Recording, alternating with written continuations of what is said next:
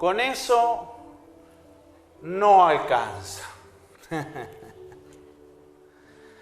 Es extraordinario. Yo cuando buscaba la manera de poder expresar y poner en palabras lo que entiendo que el Espíritu de Dios o las cosas que Dios quiere hacernos entender de Él para nuestra vida práctica, Él nos quiere hacer saber que hay ciertas cosas que nosotros hacemos, creemos que las hacemos, no creemos que las hacemos por intención, sino que hay una determinación genuina, sana, verdadera de nuestras partes, de que es justamente lo necesario, que es lo suficiente, esta es la palabra, que es lo suficiente para que Dios manifieste todo su favor y su gracia en nuestra vida.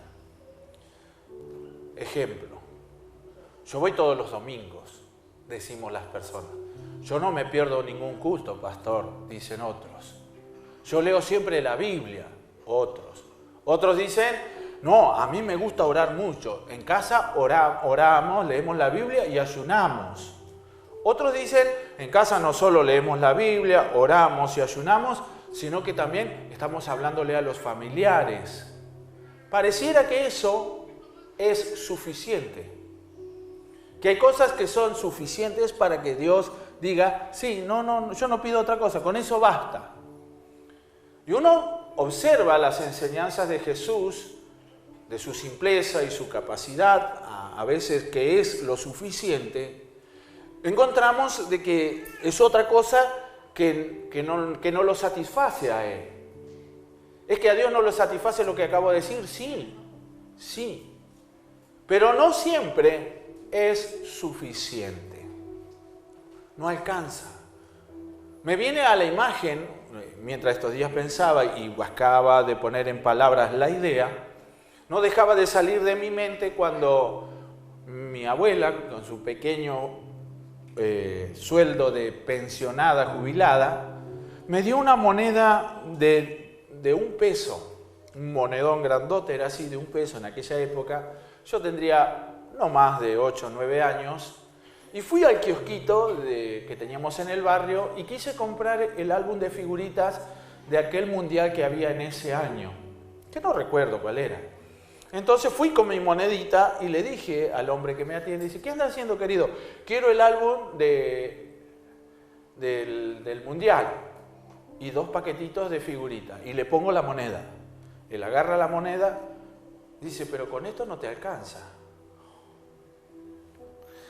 Me destrozó la ilusión y el deseo de querer lograr lo que fui a buscar. Claro que parece una niñería, pero hay una historia en la Biblia, en el libro de Lucas, capítulo 10, si usted lo puede buscar en su casa, no la vamos a leer.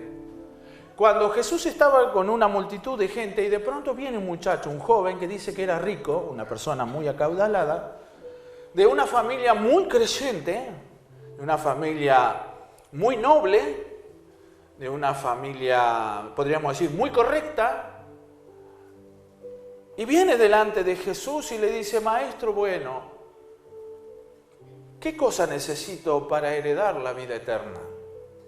Entonces Jesús dice, bueno, mira, hay uno solo bueno, es Dios, pero dice él, yo creo que los mandamientos los sabés. Entonces le nombra los mandamientos, sí, dice, desde chiquito, desde que estoy en casa, desde que me acuerdo, tengo uso de razón, nunca fallé a ninguno de los mandamientos. Genial, dice Jesús, entonces estábamos bien. Pero le dice, no alcanza con eso. Para lo que vos pretendés, para lo que vos crees que es suficiente lo que has hecho, no alcanza. Una cosa te falta, dice. Mira, no estás tan lejos. Yo creo que con esto lo solucionamos. Todas tus riquezas, anda a venderlas y dalo a los pobres. Después que hagas eso, vení y seguime. Entonces Jesús lo pone así en esa situación donde él piensa, dice que se entristece, no esperaba esa respuesta. Se desilusiona, se le derrumba su buena intención. Él creía que lo que hacía era suficiente. Pero Jesús le dice, con eso no alcanza. Qué palo, ¿no? Qué golpe, como yo cuando me quedé y no sabía si agarrar la monedita, la agarraba, me la llevaba. Yo quería eso. Me dieron plata, pero no alcanza. Es de $1, no alcanza, pibe. Y fue cruel, ¿no? Plum, cerró la cosa y me tuve que ir con mi moneda. Jesús no le cerró la puerta a aquel muchacho, sino que él podía más. No alcanza, pero podés. Esa es la idea. De eso quiero hablar en esta noche. De lo que estamos anhelando y que creemos que hemos hecho que es suficiente, y entonces estamos esperando obtenerlo. Pero no nos atrevemos a enfrentarnos a Jesús, porque tenemos la ilusión de que de alguna manera va a suceder. Alguien me lo va a dar, de alguna manera va a llegar, pero no llega. Aquel muchacho tuvo coraje. Yo creo que cuando Jesús dice que lo miró y lo amó, no creo que era por verlo triste de que él, sino de ver su potencial, que estaba a punto de poder lograr lo más grande que él podía lograr en la vida, que era su pasaje a la vida eterna. Nosotros no tenemos muy en claro a veces, a pesar de la fe y de la confianza y del trato y la relación que tenemos con Dios de fe, cuánto importa lo que es la vida eterna. Estamos más bien ajustados a las realidades cotidianas de la vida, a las cosas necesarias y los faltantes diarios, que solo son lo suficiente para nuestra satisfacción. Para lo que nosotros creemos que es suficiente para vivir bien. Estamos bien. Mucha gente dice, ¿y cómo estás? Bien. Y lo dice desde el lugar sincero, no desde una respuesta circunstancial rutinaria. ¿Por qué? Y porque con eso le alcanza. Uno lo ve de afuera y dice, ¿cómo se puede quedar tranquilo así? Mirá, esto es... Y uno tiene cada cual su propio juicio. Pero una cosa es cuando llegamos a Jesús. Una cosa cuando nos vamos a confrontar con la verdad, porque Jesús es la verdad. Amén. Uno viene a Jesús no solo como el auxiliador, el supermago que va a resolver todas las desgracias habidas y faltantes para satisfacer nuestras necesidades y que nos dé una vida suficientemente agradable para vivir hasta el fin de los días. Y bueno, después nos vamos al cielo como una cuestión de una esperanza que está ligada, añadida a nuestra fe cotidiana. Es mucho más. Hay algo mucho más amplio. Dios quiere que veamos que lo que vamos a alcanzar es mucho más, va más allá de una cuestión circunstancial, porque habla de eternidad. Y cuando uno habla de eternidad, a veces la idea no le entra muy claramente, pero si es eternidad es para siempre. Amén. Y de una manera que ya no tiene retorno, es para siempre, de una manera o de la otra. Si la queremos hacer en la que Jesús nos ofrece, en la que Él nos pregona, en la que Él nos asegura de que es el resultado de seguirle a Él, eso es genial. Pero si uno lo rechaza, queda también en un ámbito de eternidad que no se va a poder resolver jamás. Por eso Él da oportunidades.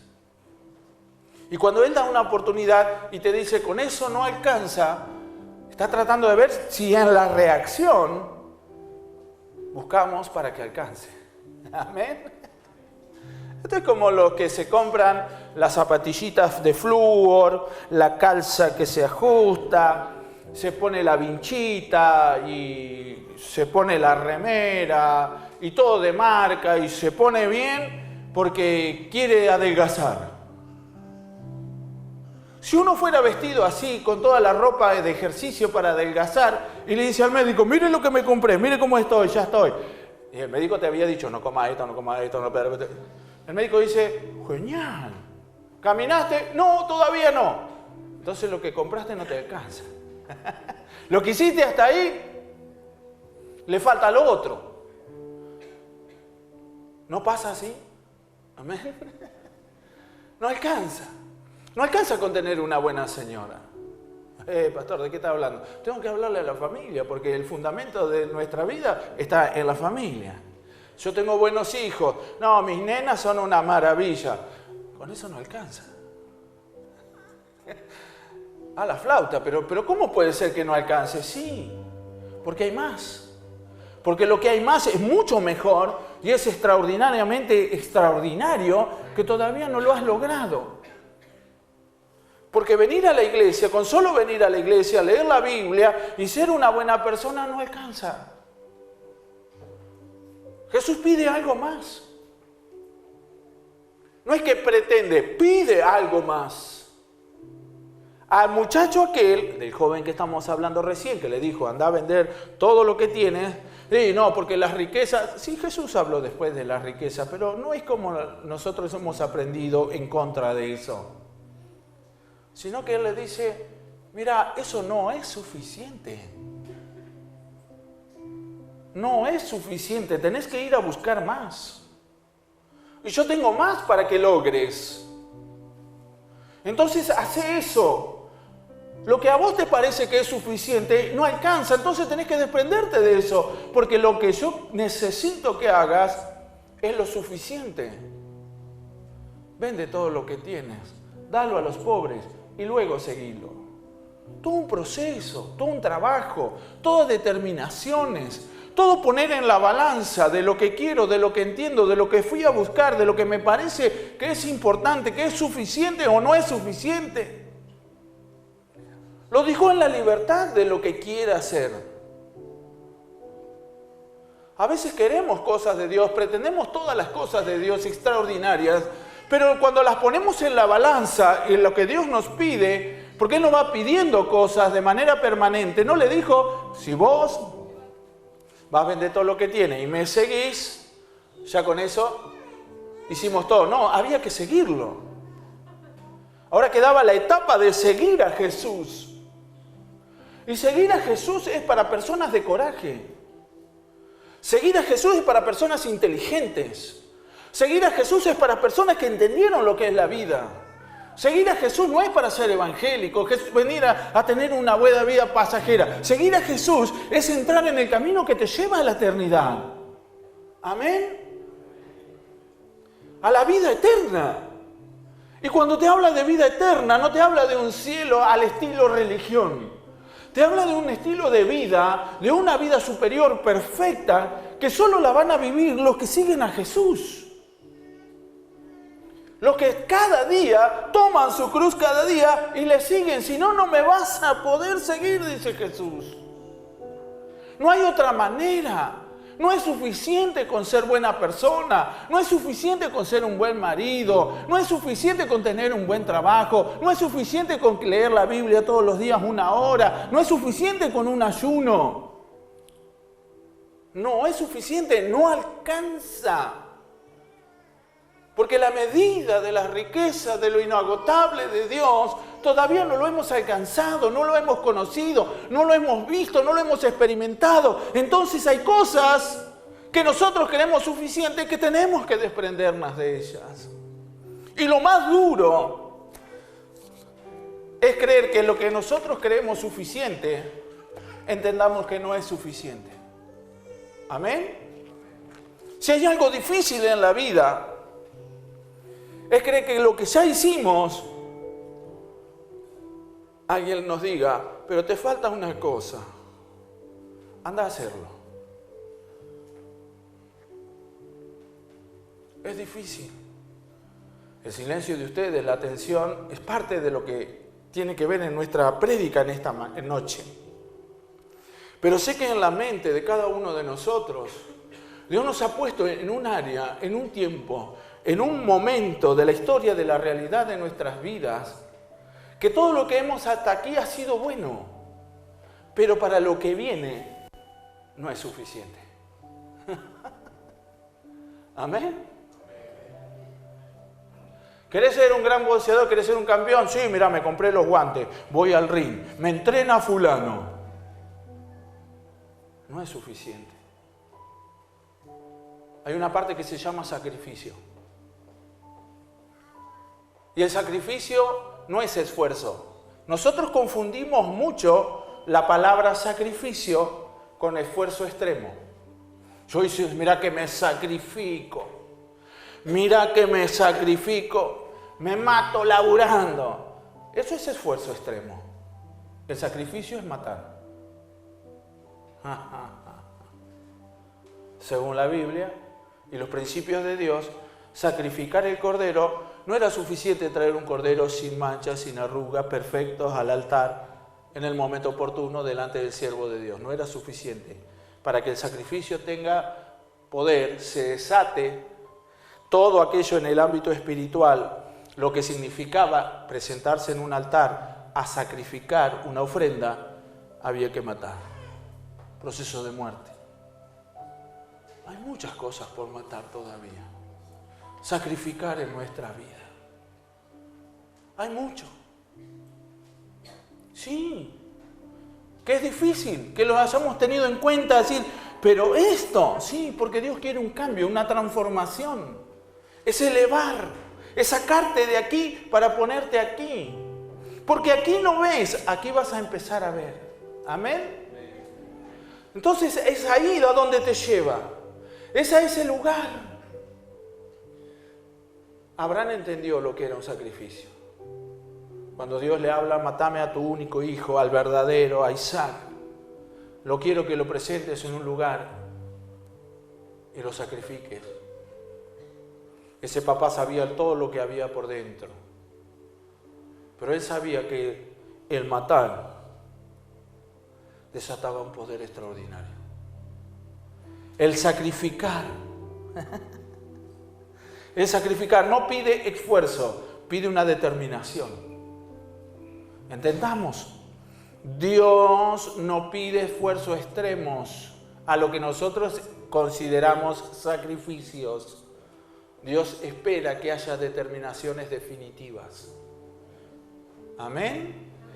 Porque las determinaciones definitivas son, fuiste y no hay para atrás. Una vez que mataste el cordero, se muere, se va a desangrar. Pero mientras se muere, mientras bajaste tu cuchillo y cortaste, como dice el sacrificio, empieza a moverse. Algo se activa, algo diferente, es algo extraordinario, algo que todavía no has visto y que está todo en las manos de Dios para ser entregado a tu vida. Amén. Es extraordinario, ese pibe no se dio cuenta. Él tenía patrones de entendimiento. Él creía que todo lo que había hecho, pero no alcanza a Jesús. Ojalá hubiera, yo creo que si lo dejamos hablar, aquel pibe hubiera dicho, ojalá hubiera otros muchachos que lo que está haciendo yo. Vengo, me humillo delante de vos, te pregunto sinceramente, vivir sinceramente toda mi vida así. Y Jesús, sí, pero no alcanza. Lo que viniste a buscar es muy grande. Y no te veo determinado a hacer eso. Porque todo lo que hiciste hasta ahí, creo que lo hiciste por conveniencia. No se lo dijo, pero yo creo que uno entiende. Como decía mi abuela, a buen entendedor pocas palabras son basta. Uno entiende, no es tonto. Entonces, hoy quiero hablar un poquito al matrimonio de la familia. Usando esta idea, ¿no? Hemos llegado hasta este punto que entendamos lo que significa determinación, sacrificio. Hay que matar la pereza. Definitivamente. Hay mucha pereza. Pereza para la determinación. Dios está llamando a determinación. A matar esa pereza, porque cuando mates la pereza se va a desatar un poder de coraje y determinación en tu vida que va a transformar la realidad de tu casa, de tu matrimonio, de todo lo que has vivido hasta aquí. De que todavía no lo has conocido, de lo que significa y lo que Dios tiene para tu matrimonio, para tus hijos. Porque con ser buen esposo o una buena esposa, una buena mamá o un buen papá no alcanza. Porque en tu generación Dios tiene determinadas cosas que todavía no las has pensado, no las has visto. Y entonces cuando te determines a poner la palabra de verdad en tu corazón y esa palabra de verdad sea parte de la convivencia, de la relación de tu matrimonio y los dos hablen verdad, los hijos van a escuchar verdad y va a venir una liberación a sus mentes para ver este mundo en una realidad de verdad. Amén. Porque veo, dice Dios, no yo. Veo, Dios, que los hijos no les interesa la vida eterna.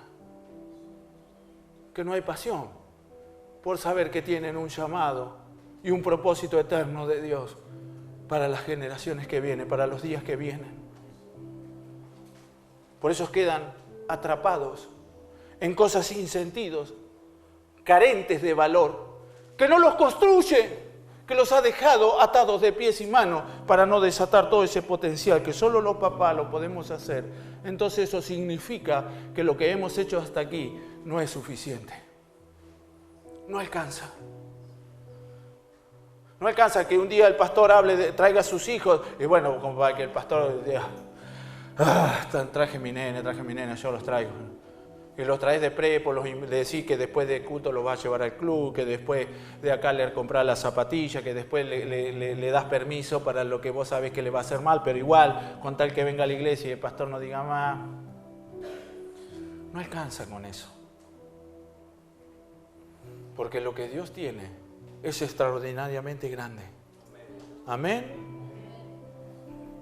¿Creías que alcanzaba con eso? Bueno, déjame desilusionarte en esta noche. Déjame que te destruya todas tus buenas intenciones y tu falsa complacencia. Porque es una falsa complacencia. Tenemos que entender que hay algo mucho más para hacer. Hay que ver un desprendimiento, una determinación. Si vengo a Dios con mis hijos, es para una determinación. Sacrificar la pereza. Amén. Amén, amén, amén. Ahora sí. La pereza. La segunda cosa que hay que sacrificar es el individualismo. Ya no hay ámbito de matrimonio, hay ámbito de gente junta. Ya no se vive en matrimonio. No fue suficiente con ir al altar virgen. No fue suficiente con tener una linda luna de miel y una gran fiesta para 800 personas. No es suficiente que te casaste con un buen muchacho, una buena muchacha porque tiene plata, es profesional. No alcanza. Si estás siguiendo a Jesús, déjame que te desilusione, no alcanza.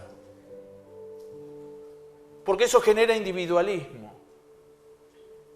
Eso hace de que haya una competencia falsa, mezquina, egoísta, entre tanto la mujer, ella tiene sus amigas, vos tenés tus amigos. ¿Eso es malo? No, no te permite que te alcance. Te estoy hablando la verdad de la palabra de Dios. Ojo con las amigas que tenés, ojo con los amigos que tenés. Fuiste llamado a vivir en matrimonio, no con amigas y con amigos. Porque eso te distrae. Eso te saca del lugar donde debes estar. Donde tu presencia es una disuasión inconfundible para todos los que quieren atacar tus cachorros. ¿Sabe cómo duerme el león y la leona con sus cachorros? Uno de acá, el otro de acá, los cachorros al medio. Anda a tocarlo. Anda a tocarlo. ¡Ah, los cachorritos! La presencia de los padres en la casa es la disuasión más fuerte para todo ataque espiritual, físico y moral de los hijos. Amén. Pero pastor, yo pensé que iba a hablar de otra cosa. No, tengo que hablarte de esto. Porque te quiero hacer ver, o el Espíritu de Dios te quiere hacer entender en este tiempo, que no alcanza con ser buenos papás, unos papás que toda la sociedad aplaude. Necesitamos papás que sean aplaudidos por el Dios del cielo. Amén. Aprobados por esos. Que salen, se compra un nuevo coche, no paran nunca más en la casa. No paran. Hay que parar en casa. Hay que pasar tiempo con los hijos. Porque te aseguro que todos los ataques habidos y por haber que vos no entendiste, porque vos no sabés con quién están tus hijos fuera de tu casa. Vos no sabés las palabras, las ideas que se les van sembrando, con las intenciones que se las van diciendo. Y cómo eso construye patrones de entendimiento y de comprensión de las relaciones. Hoy a la mañana hablábamos de que a muchos hijos Amalek los está convenciendo. Viste que tus papás no te quieren, no te valoran. Vos no vales nada para tu mamá, si tu mamá nunca está con vos. No, pues si vos no, tu papá lo único que hace es darte plata y llevarte a los lugares caros, pero que vos le intereses, no le interesas. ¿Por qué? Porque un papá que se interesa por su hijo no está preocupado para darle regalos caros. No está preocupado para hacerlo sentir al nene como los demás nenes, sino que le hace descubrir lo que vale él para Dios. Amén. Eso no se habla mucho, eso no se predica mucho. Eso, claro, porque creemos que todo lo demás es suficiente. Amén. Que tenga un buen estudio, según la palabra de Dios, no es suficiente. Deben tener un buen estudio, el mejor. Vuelvo a repetir, deben tener un buen estudio nuestros hijos, sí, el mejor. Pero cuando ese hijo estudie, sea que va dentro de un término, de una determinación de Dios, para su futuro, para su vida, para cosas que Dios tiene para su vida. Amén. No es para que tengan una buena casa, un buen porvenir. El porvenir de este mundo se acaba con la muerte. Pero Jesús vino a darnos un porvenir de vida eterna. Amén. ¿Y eso cómo se combate? Cuando hay unidad en el matrimonio, cuando se vive en matrimonio. Cuando se convive en matrimonio, cuando hay un pacto, nos vamos a guardar, nos vamos a guiar, vamos a estar bajo la guía de Dios. El individualismo es espantoso. No, mi nena ya es así, tiene su pieza, yo no me meto, y no, mi nena tiene su teléfono, yo no se lo vigilo. Y yo no estoy hablando de vigilancia obsesiva, estoy hablando de entrenamiento, de capacitación que se hace en unidad en la casa. Amén. Porque cuando eso se hace, el resultado es visible. Se ve en lo que piensan, se ve en lo que hacen, se ve en lo que los atrae, saben lo que hacen. Mientras tanto, viven confundidos y son víctimas permanentes de las situaciones que lo van a destruir al corto o largo plazo. El individualismo tiene que terminar, se me va el tiempo. Tercera cosa que hay que sacar de la vida, que hay que sacrificar. No solo es la pereza, no solo el individualismo, sino la sordera. Todos gritan en una casa, todos hablan, nadie se escucha, hermano. Papá dice una cosa, mamá dice otra, sonaste. Tu hijo no te va a hacer caso nunca más. Entonces, ¿qué tenés que hacer? Chantajearlo todo el tiempo. Y se hace la lucha, ¿no? Una batalla campal. Entonces el nene, cuando más gritan los padres, menos escuchan. Amén. Pero tristemente escuchan lo que no deberían escuchar. O de la fuente que no tendría que venir lo que ellos necesitan escuchar. La sordera. Sí. ¿Para qué? Para que no te sigan diciendo lo que hay que decir. Sí, ya hablamos, ya entendí. Eso es sordera. Pero cuando unas personas se quieren hablar, escucharse, hay una liberación de lo ajeno y una atracción poderosa en la unidad. Por eso Dios nos habla. Dice, escúchame, préstame atención. Y cuando uno se pone a disposición de escuchar a Dios, aquel muchacho fue a escuchar a Jesús. Y justo escuchó lo que nunca pensó que iba a escuchar. Y ya como su oído ya venía medio descalibrado, se hizo el sordo y se fue. No le entraron las palabras de Jesús que lo iba a liberar y lo iba a transformar. Y llevarlo al nivel del camino que lo iba a depositar exactamente donde Él quería, en la vida eterna. Entonces, amigos, amigas, hermanos, se me termina el tiempo, pero quiero dejar sembrada esta verdad. No es suficiente decirse las cosas. No es suficiente hablar las cosas en casa. No es suficiente hablar en el matrimonio las cosas que hay que hablar. Hay que escucharse. Hay que empezar a escucharse. Y cuando uno empieza a escucharse, empieza a entender cómo está la relación, cómo está la situación. Y entonces ahí todo empieza a ser transformado. Y ahí te das cuenta que hay que hablar menos para hacer más. Que es necesario escuchar más a los hijos de lo que lo hemos escuchado. Los escuchamos cuando nos reclaman y nos piden y nos recriminan cosas. Hay que escucharlos con las actitudes que a veces piden nuestra cercanía y no los estamos escuchando. Nos están hablando con sus actitudes rebeldes, a veces que nos enojan, que nos interrumpen. Muchos papás se sienten interrumpidos porque están atentos a otra cosa y no pueden escuchar el clamor de un cariño, de una atención, de un por favor. Mamá, te necesito, ayúdame. Papá, te necesito, quiero que estés conmigo en este momento, escúchame, abrázame. Este año he vivido, por no decir los años anteriores que fueron de pandemia, muchos jovencitos desesperados. Y hay mamás, si estos niños les prometí súper secreto de que nunca les diría a nadie, y la gracia de Dios me ayude a no hacerlo. Pero quiero decir la situación que he vivido. Niños que no se animan a acercarse porque tienen pánico de sus padres. Tonteras. Cosas de niño, cosas de joven, cosas de adolescente. Pero los papás no saben escucharlos. Están escuchando otras cosas, atraídos por otros ruidos, por otras voces. Sordera. Sordera a la voz de los hijos. Sordera a la voz de la esposa. Sordera a la voz del esposo. Sordera a la voz de los padres. Sordera a la voz de Dios, que es más peligrosa que todas las otras demás sorderas. No alcanza con ello haber escuchado una linda palabra. Alcanza con que la palabra de Dios entre y opere en nuestros corazones y abra nuestros oídos, abra nuestro entendimiento, nos dé determinaciones, nos ayude a ponernos de pie, a decir, sí, me desprendo de lo que no me sirve. Ahora me doy cuenta que lo que me estás ofreciendo es mucho mejor de todo lo que creo que es suficiente para mi vida. Porque tú me estás llevando al lugar perfecto, de todas las cosas perfectas, que es la vida eterna. Amén. Qué lindo, ¿no? No alcanza si no nos determinamos. Va a empezar a alcanzar si hacemos lo que Jesús nos pide.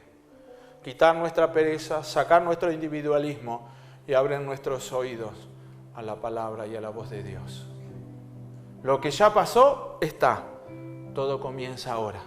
Si Él empezaba desde ese momento, iba rumbo a la vida eterna. Pero atrasó todos los planes de Dios para su vida y los dejó. No sé hasta qué momento, porque no se dice que se haya determinado aquel chico seguir a Jesús. No lo alcanzó. Es tiempo de alcanzar las cosas que Dios nos ofrece.